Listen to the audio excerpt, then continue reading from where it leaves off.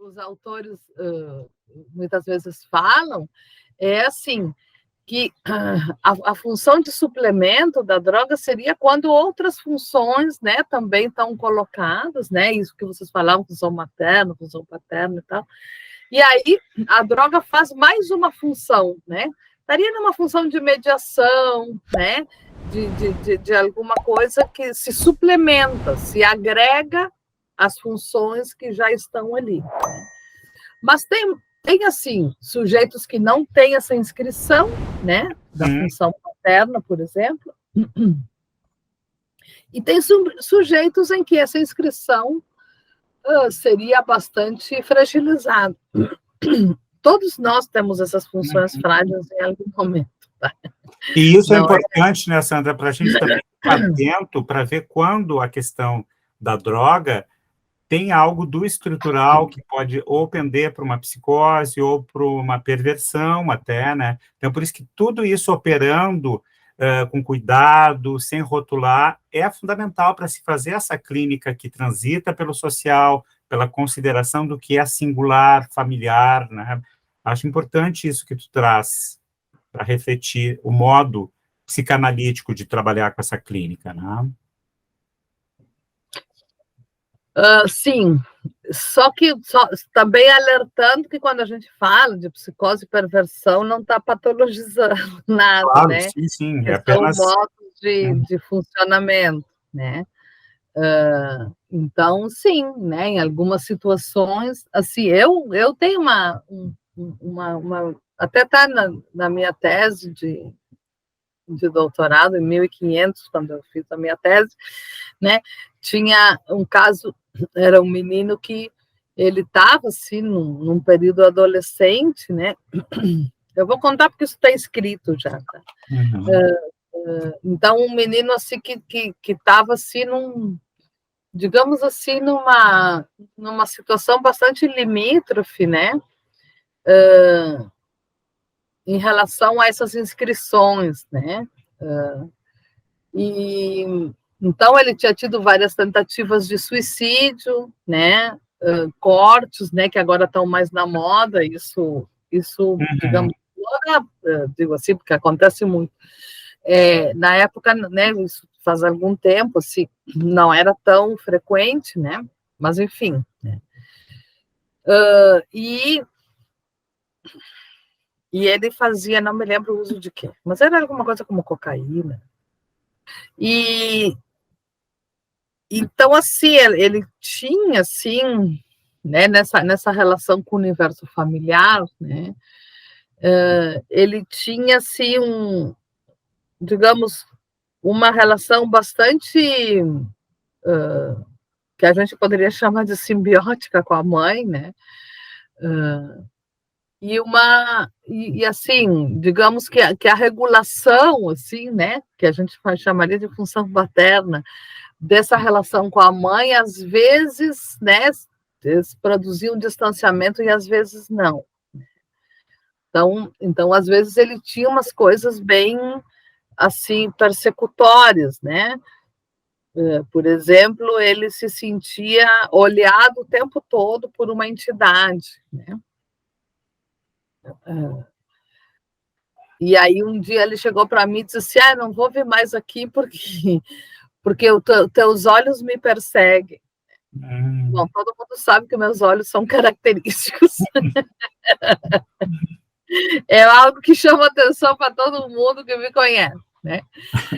Então, ele diz assim, teus olhos me perseguem, né? Eu nunca pensei que os teus belos olhos que te caracterizam poderiam ser persecutórios. Não só não belos, mas assim, acho que é alguma coisa que ressalta na minha coisa que ele captou, né? Mas, Gael, isso é a subjetividade, né, Gael? Claro, a dimensão do escópico, né, que estava operando ali, né?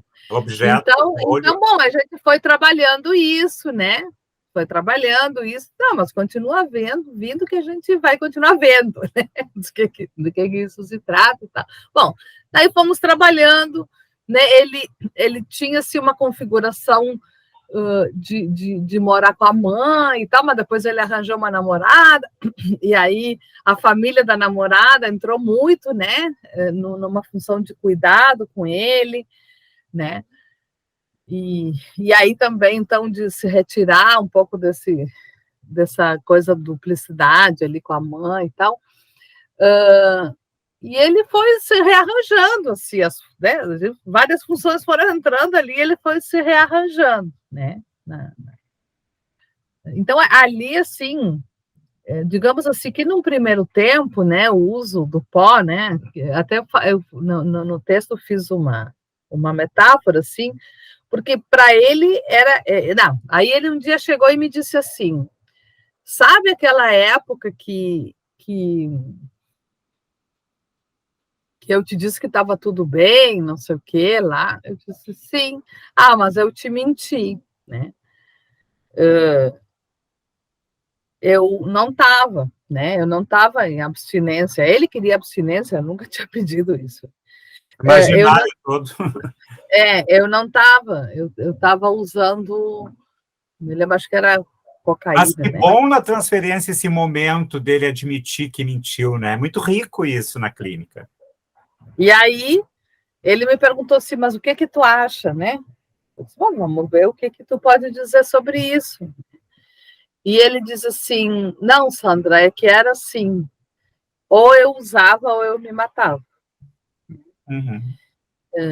E assim, e era isso mesmo, sem metáforas. Para suportar, né? Então ali, digamos, a substância, ela entrou para remediar, né, uma angústia que levaria mesmo a um suicídio, né? E era cocaína, não era nenhuma droga prescrita, por isso que eu digo a questão da legalidade, porque a ilegalidade é muito... Por isso que a ótica da abstinência, nesse momento, seria horrível. Então, né? Agora, né? Ele conseguiu falar disso em outro tempo, né? E eu achei muito interessante, quando tu fala da transferência, ele utilizar essa figura da mentira, né? Porque a gente sabe, a partir de Winnicott, especialmente, que a mentira, ela é a constituição de um espaço próprio, né? A criança, quando começa a mentir, né, ou a enganar o outro, a fazer até esses jogos, né, de enganar, sabe, as crianças se escondem embaixo da escada e a gente passa e ela faz buh, aí tu faz assim, ai, me assustei, mesmo que a gente esteja vendo, a gente segue, né, o jogo da criança, é porque aí ela está construindo, ela já está numa função assim, de entender que ela pode ter, né, que ela tem um espaço próprio, um pensamento próprio que o outro não vai adivinhar, né? Então, é um dos sinais de diferenciação do outro, a mentira, né? Tirando as coisas morais, né, cristãs, assim, de que a mentira é pecado, sei lá o quê, mas assim, a mentira é uma coisa muito importante, né, no processo de subjetivação, né? Porque né, ela dá um indício de separação, desde que ela não seja tóxica, né? De novo, a mentira também pode ser uma droga que a criança, né, que o sujeito use sempre compulsiva, como estratégia. Bom, aí a gente tem que ver o que está colocado aí. Sim, pode Professora Gaio, não, primeiro, eu acho que é importante dizer que, de uma forma geral, a gente realmente não está distinguindo, nem fazendo julgamento entre drogas lícitas e ilícitas. A gente está pensando elas como um conjunto. Mas eu lembrei de uma história que eu quero passar para vocês, para a gente conversar, sobre essa questão dos mitos e dessas abordagens moralistas, às vezes fundamentalistas, que a gente faz sobre essas, sem discutir muito as causas, né? Mas, assim, isso é o que a gente faz. Tem um humorista, o Márcio Américo, que ele tem um personagem que eu assisto muito, que é o Pastor Adélio, onde ele satiriza muito, assim, aquelas coisas, assim, que são muito contraditórias dentro no mundo evangélico, né? Ele brinca com isso, e eu acho interessante porque ele não ofende os evangélicos, que são evangélicos pela crença, mas sim aquela contradição absurda. E ele fez uso de crack, inclusive, ele se coloca com isso. E ele coloca uma questão que é bem importante, assim, ele diz que é muito ruim quando se parte da premissa de que droga é ruim. Porque quando tu diz que droga é ruim e o menino, a menina, experimenta, não, me mentiram. Ela não é ruim. Né? Então, assim, essa abordagem realista e trabalhar com isso dentro de um espectro mais humano é poder abrir margem, talvez, para essa conversa, poder abrir margem para outras ações. Porque é simplesmente absurdo tu dizer que a droga é ruim e no momento seguinte, aí a pessoa ter feito a utilização, ela ter tido toda aquela explosão de prazer, que é uma coisa que vai acontecer. Ela não vai confiar nesse discurso, né? E isso não é reduzir danos, né? Exato, mas normalmente são essas as abordagens que a gente tem, a do terror, porque a professora falou várias vezes do terror e isso me vinha na cabeça, né? Sim, esse terror não afasta ninguém, né? Uhum. Estamos aqui com os buzinaços de novo, mas enfim.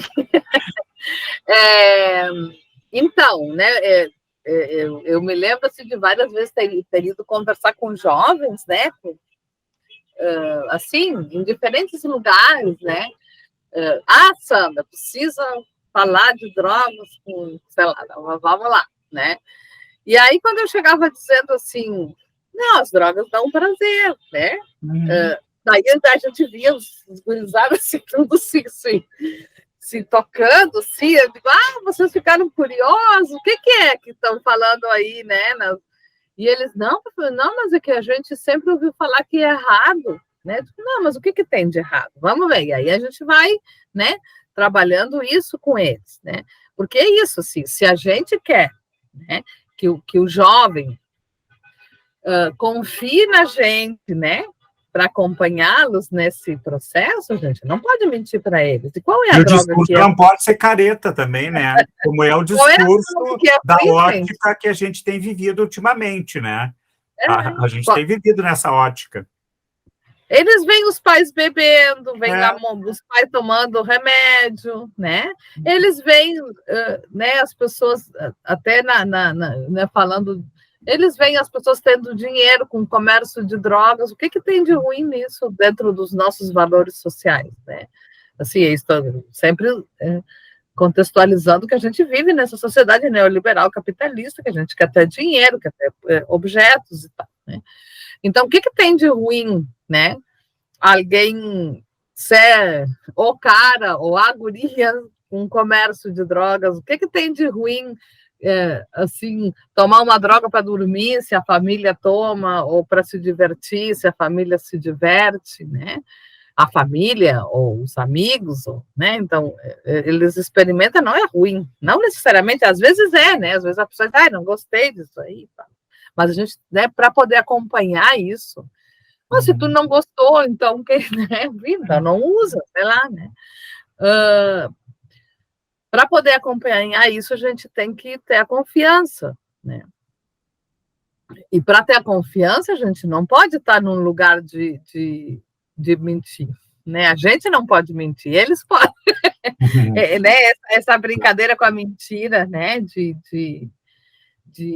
que ela, né, naquele contexto clínico ali que eu estava trabalhando com um sujeito, ela se apresentou como algo muito interessante, porque daí, né, esse olhar invasivo, né, que os meus olhos, que os olhos dos outros e tal representaram em algum momento, ele foi se afastando, né, e foi dando lugar, né, a um olhar próprio, né, a algo que esse menino podia fazer consigo mesmo, e aí poder problematizar outras coisas, claro, né, enfim, isso não era o tempo todo, 100%, né, a gente sabe que nada é mágico, que muda as coisas de um dia para o outro, mas que é um processo que a gente vai valorizando essas conquistas também, né, como a gente pode ir valorizando que a pessoa em determinado contexto, assim que ela não queria mais fazer o uso, porque ela estava achando que era problemático, ela consiga se afastar disso, né?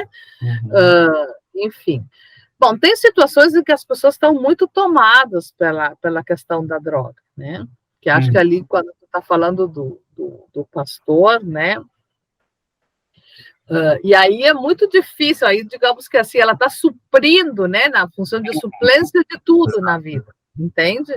A droga vira a diversão, a droga vira o namoro, a droga vira o trabalho, né? A droga vira tudo na vida da pessoa, né? Vira a única coisa, né? Tem uma função de virar o único espaço para qualquer coisa, porque a gente parcializa, né? A gente tem um pouco de satisfação no namoro, tem um pouco de satisfação no trabalho, tem um pouco de satisfação na leitura, no cinema, sei lá, né? Vai parcializando aí a nossa satisfação, né? Bom, a gente sabe que tem, né, situações de dependência em que uma substância vira tudo, né? E aí, assim, a gente está em situações mais delicadas, sim, né? E mais complexas, digamos assim, clinicamente, né? De uso de substância que são ali, né? Muitas vezes, né? A pessoa precisa se afastar do contexto, e aí as internações que a gente falava, né? Servem um pouco para isso, mas aí se tem que trabalhar o contexto também, para a pessoa poder voltar, enfim, e não encontrar.